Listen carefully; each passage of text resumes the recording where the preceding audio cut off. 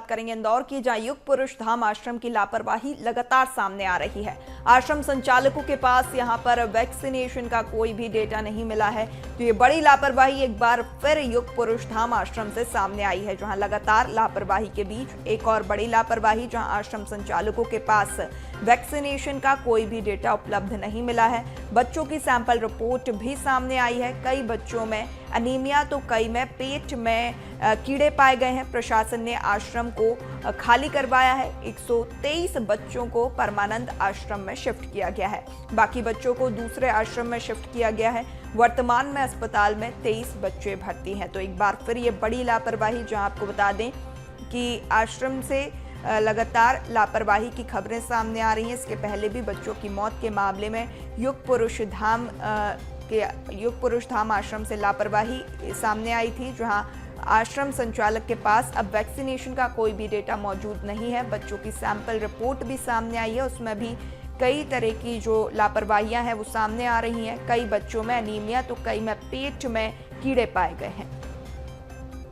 चलिए, ज्यादा जानकारी के साथ सहयोगी भरत पाटिल हमारे साथ जुड़ चुके हैं, चर्चा कर लेते हैं। भरत, जिस तरीके से लगातार श्री युग पुरुष धाम आश्रम से लापरवाही सामने आ रही है, एक और बड़ी लापरवाही जहां वैक्सीनेशन का कोई डेटा उपलब्ध नहीं है, सैंपल रिपोर्ट में भी अनीमिया तो किसी बच्चे में पेट दर्द और पेट में कीड़े की शिकायतें सामने आई हैं।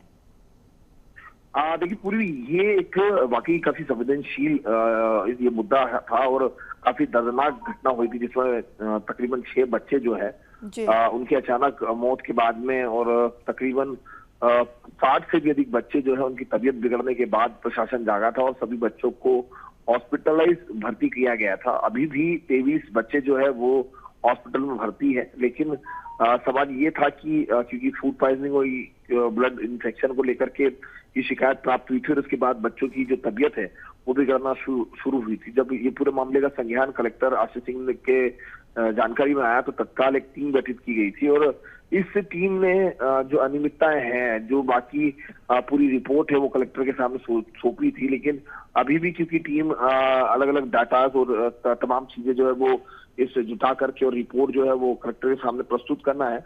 लेकिन बात की जाए तो आश्रम संचालक की एक और बड़ी लापरवाही मिली, जहां पर वैक्सीनेशन जो डाटा है, क्योंकि सभी दिव्यांग बच्चे हैं उनका वैक्सीनेशन डाटा मौजूद नहीं है। बच्चों के सैंपल की रिपोर्ट भी आ गई है, कई बच्चों के लिए अनीमिया तो कई बच्चों के पेट में कीड़े भी मिले हैं। ऐसे में आश्रम जो है काफी लंबे समय से संचालित हो रहा था और जब संज्ञान दिया गया तो ये साफ था कि ऐसे पूरे आश्रमों को चेक और करने के बाद उनकी एक रिपोर्ट प्रस्तुत की जाए।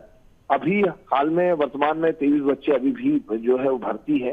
123 बच्चों को जो है वो परमानंद अन्य आश्रम जो है उनमें शिफ्ट किया गया है, बाकी अन्य बच्चों को दूसरे आश्रम में शिफ्ट किया गया है। बताया जा रहा है कि कैपेसिटी से अधिक बच्चों को यहाँ पर रखा गया था। 80 से 90 बच्चों की यहाँ पर सुविधाएं थी, लेकिन 200 से भी ऊपर जो बच्चे हैं वो यहाँ पर आश्रम में रुके हुए थे। तो ऐसे में एक बड़ी लापरवाही मिली है। हालांकि इंदौर कलेक्टर आशीष सिंह ने जो संचालक है उन्हें एक शोकाकुल नोटिस भी भेजा है, उनसे जवाब भी मांगा है इन सभी बिंदुओं को लेकर। अब उनका जवाब प्रस्तुत होने के बाद में जो और जांच दल की जो रिपोर्ट पेश होगी उसके आधार पर जो है आगे की कार्रवाई की जाएगी। जी बिल्कुल भरत, तो लगातार लापरवाही सामने आ रही है। युग पुरुष धाम आश्रम से पहले बच्चों की मौत, फिर जिस तरीके से अनियमितताएं सामने आई, एक केयरटेकर के ऊपर 20-20 बच्चों की जिम्मेदारी और उसके बाद जो है क्षमता से अधिक बच्चों को भर्ती कराना, ये तमाम जो बिंदु हैं इन पर जांच आवश्यक है। नजर बनाए रखिएगा, अपडेट्स आपसे लेते रहेंगे। फिलहाल तमाम जानकारी साझा करने के लिए आपका बहुत शुक्रिया।